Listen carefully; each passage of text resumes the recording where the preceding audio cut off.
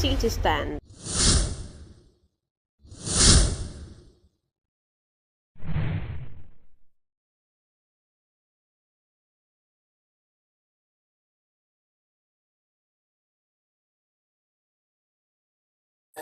Good morning, viewers. You're welcome on the program. Let's look at what Eedris Abdulkareem sang in his latest track. Why are you laughing, Mr. Femi? It's funny. Yeah, So hilarious. yeah, honestly. He talked about the state of the nation, which he believes the president should address. He sent a message to the president's son, Seyi Tinubu, to deliver to his father. I know the father to listen to it. Even if the president said he doesn't listen to social media, doesn't watch anything that is going on social media again. That's why Nigeria is supposed to have started to be I think one of the major concerns of Nigerians, I think, was when Seyi Tinubu said the president, his father, is the best president in the history of the country. But to the Nigerians suffering, don't you think this is an insult? Mike, I want to this is an insult to suffering Nigerians. Don't you think, sir? I want to put you on the hot spot. Ever since you grew up to this stage, you started from your parents. Okay. And they provided everything for you without you sweating over it. Then, if somebody now say your mother or your parents, would you subscribe to that? Certainly no. Now, Seyi Tinubu, I don't know, because to me, he can as well go to the moon to say that his father is the best, because he has never lacked anything. He doesn't even know where the true pinch is. And coming to say his father is the best, something I know, he is living outside the reality that most Nigerians are living in now, as we currently have it. And if Eedris Abdulkareem had sang that what he sang and released that album, say Nigeria is going through some kind of rough patches. This is not the first time. You know, he sang a song during the time of Obasanjo led government. Even Buhari. He said Nigeria jaga jaga, and Obasanjo sought for him.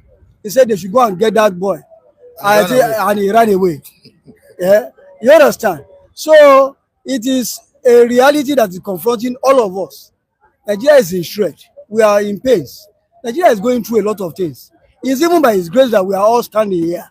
Because as majority of people, okay, you can see productive people, some are even watching us as we are standing here.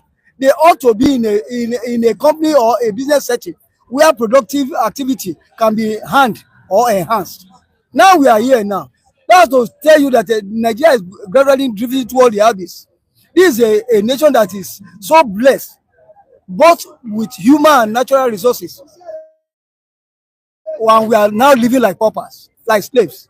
Where did we go? Where did we get it wrong? Successive governments have always been coming, telling us all mumbo jumbo stories that they are going to give us an Eldorado, which they themselves they don't have. And we keep believing that it will transform. Instead of progressing, we are receding faster than the way we are progressing. And it's a shame of a nation. That is why when we say we are giant of Africa, some people will continue to laugh. Giant my ass, giant my foot. Because there's hardly anything Nigeria can boast of that we produce that is tangible, that we can say we can sustain over time. Look at agriculture, that ought to be our mainstay. In Nigeria struck oil, we abandon those areas. And agriculture, we know. And why would we continue to say we are hungry when we have arable land that can be cultivated for productive use? Then you begin to wonder, where did we get it wrong? Everybody wants collar job. Then where are the industries? Now, as I speak now, for some days now in my area there, I have not charged my phone, my cell phone. I don't know whether there is an important information, somebody that wants to call me, or I want to have, because the electricity is not there. You are paying for what you are not getting a commercial privilege. You see, you continue to wonder, are we living in a banana republic? What is the problem? Now, as of today, now we just learned again that they want to be selling crude for oil in Naira. Before they jettison it, and Dangote being the largest refinery in Africa, if not the world, cannot even get a natural resource that is being gotten, that God endows us with easily. they continue to use bureaucratic processes to just whittle his capacity down. Are we supposed to be loving and be clapping for them? This is a country that it is supposed to be done in an orderly way. In fact, I say where thou go Nigeria from here, because we are already in pace. We cannot continue like this. So people who come here and start telling you there's light everywhere. Look, data to recharge phone now is very, very, very expensive. You don't even know the amount you are paying for every recharge on your phone. I'm sure your phone is even dead now. It's there now. So you begin to wonder. You begin to wonder.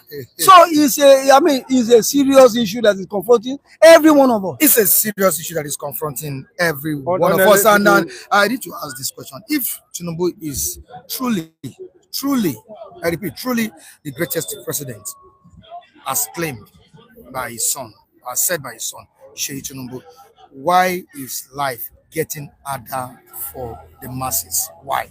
Honestly speaking, I don't want to be bothered myself about Seyi Tinubu. Seyi Tinubu it's just like Daddy has said, he was talking like a tata, and I thank Abdulkareem Eedris that sent him message. So thank God they are sending. I like that angle. Sending Seyi to Tinubu is a very good idea. I like it in that way. Who asked you to talk? If you want to join politics, come and join politics. Stop doing. I don't know when president's son has become a portfolio. Shetima said he has hijacked his own office. That is true. I don't know. Must you talk? I don't know who asking. Your father is the greatest president. We are seeing it. You can use yourself. Maybe you have heard from Eedris what is happening on the street. If you are not on the street, you have known now. You have known that your father. You are very correct if you say he's a terrible president like that. Copper, bro, Natasha. The way she described your father, that's how your daddy is. What is the problem? What is the problem? Now you be the president by yourself. You met him here. Sorry. I'm a protocol officer.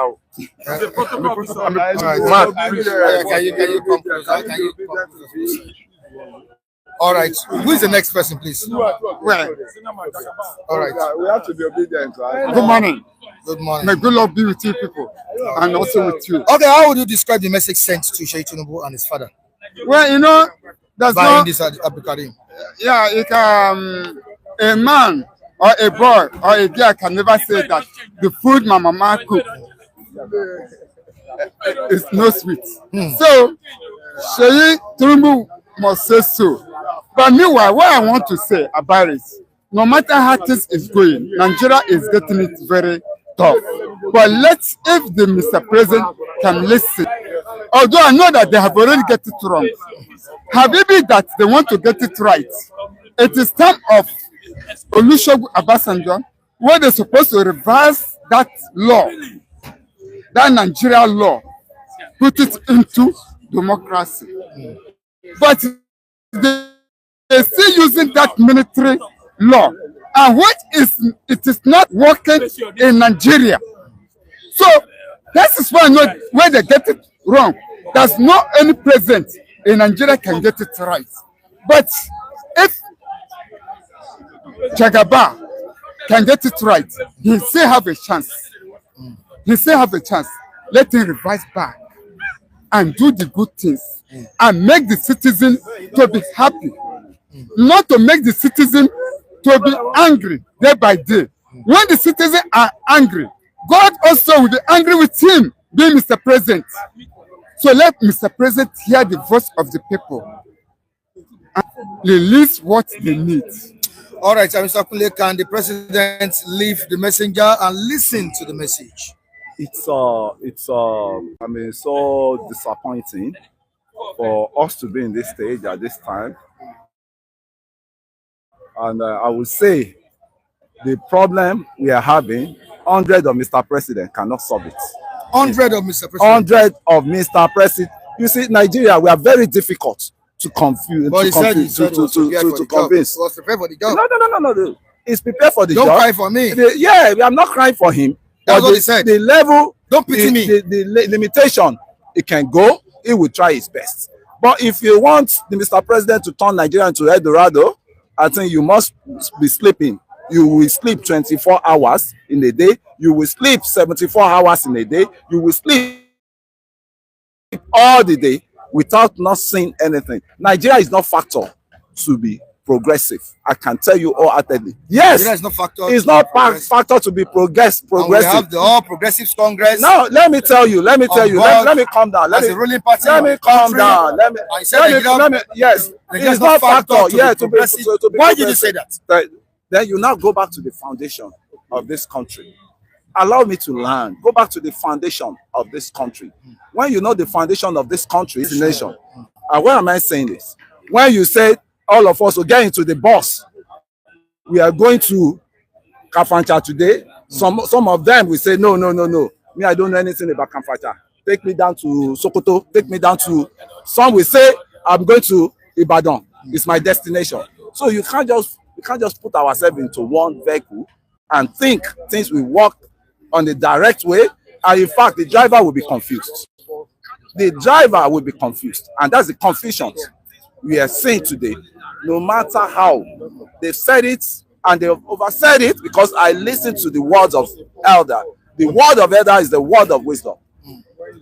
But Anyoku has told us that this Nigeria is a large space that no saint, nobody can ever dream to fix it up as it is.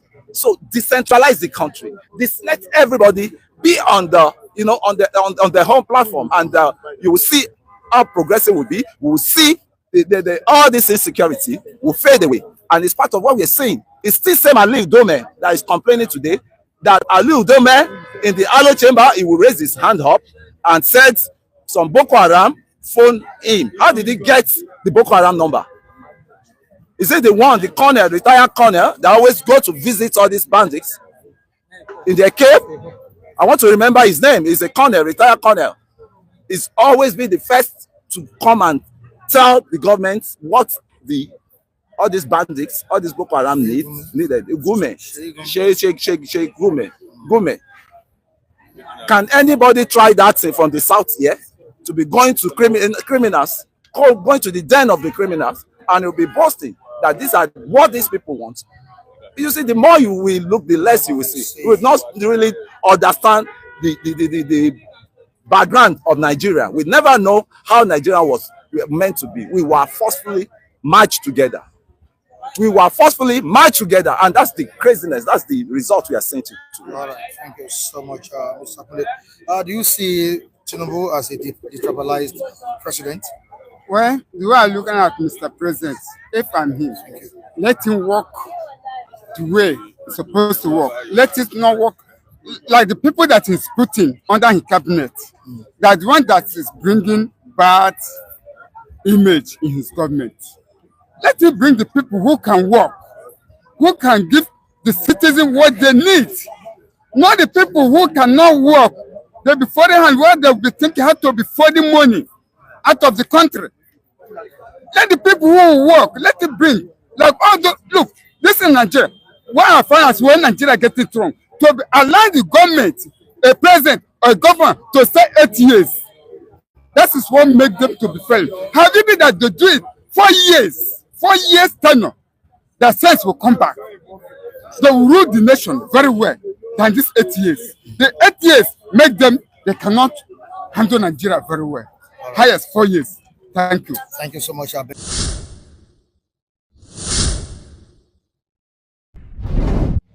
Citizen.